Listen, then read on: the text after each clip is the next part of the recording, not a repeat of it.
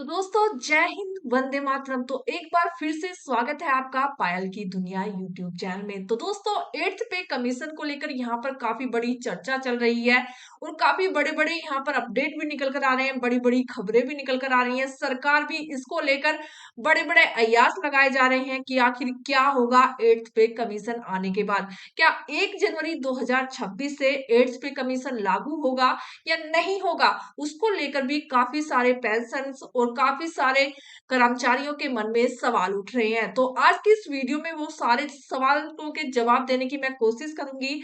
साथ ही साथ उन सभी पेंशन भोगियों के बारे में भी कुछ डिस्कशन किया जा रहा है। सरकार उनको लेकर भी यहाँ पर कुछ मांगे की जा रही है सरकार से, वो क्या पूरी हो पाएंगी?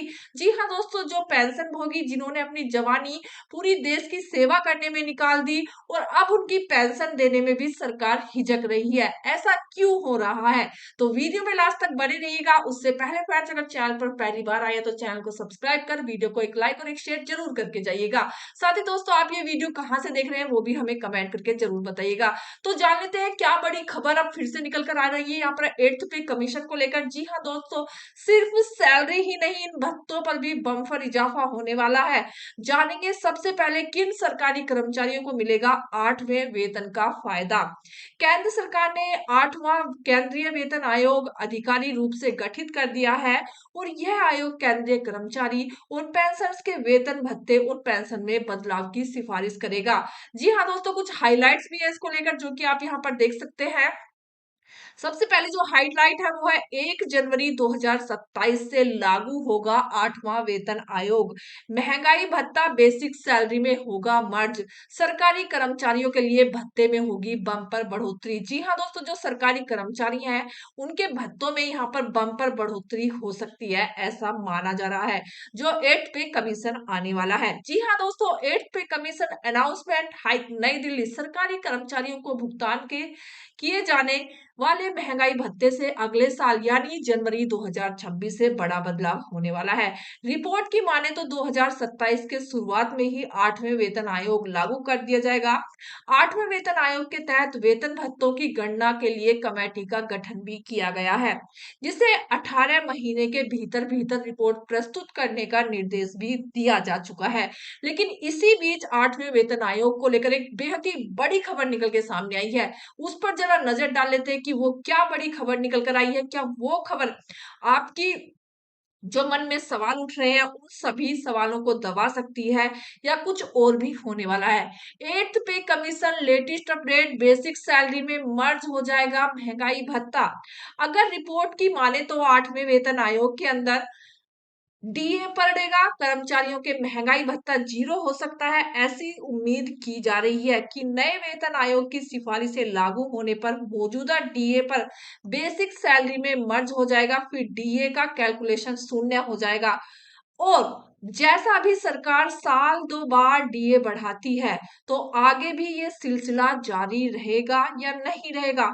अभी सरकार औसतन 7 से 8% डीए सालाना बढ़ाती है। क्या ये डीए अभी भी बढ़ाया जाएगा या जैसा कहा जा रहा है ये शून्य हो जाएगा?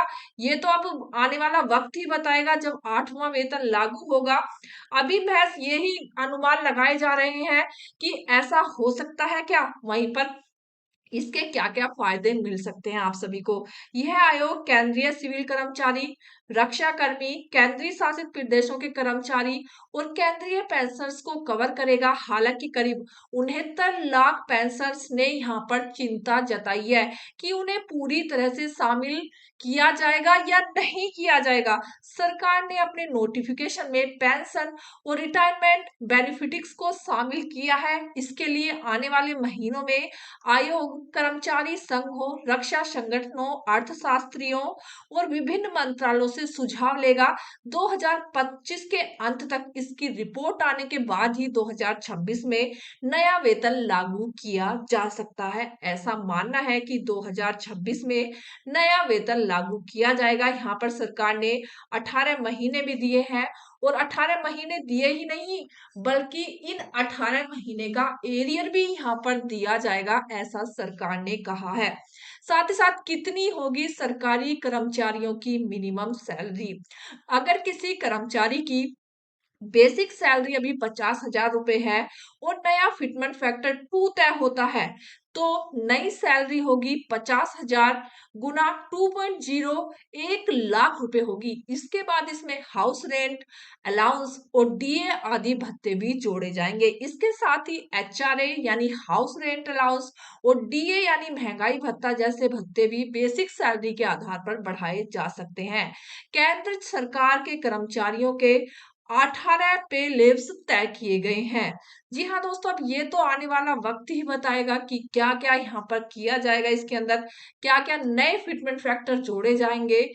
क्या जो 7वें वेतन का फिटमेंट फैक्टर था 2.57, उससे यहाँ पर बढ़ा दिया जाएगा, 2.8 कर दिया जाएगा या 3.0, ये तो आने वाला वक्त ही बताएगा। अगर ऐसा होता है तो कर्मचारियों की बेसिक पे में अच्छी खासी बढ़ोतरी देखी जा सकती है। हालांकि महंगाई भत्ता, मकान किराया भत्ता और अन्य सुविधाओं के बाद सैलरी कितनी बढ़ेगी, ये तो पता चलेगा 8वां वेतन आने के बाद ही। अभी तो महज अनुमान लगाए जा रहे हैं कि ऐसा कुछ हो सकता है।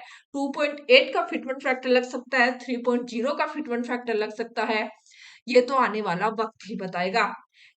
ऐसे होगी सैलरी की गणना। फिटमेंट फैक्टर के पिछले वेतन आयोग की बेसिक सैलरी से गुणा करें तो नई सैलरी तय होती है। जैसे अगर किसी कर्मचारी की बेसिक सैलरी 35,000 है और नया फिटमेंट फैक्टर 2.11 तय होता है, तो नई बेसिक सैलरी होगी 73,850 रुपए।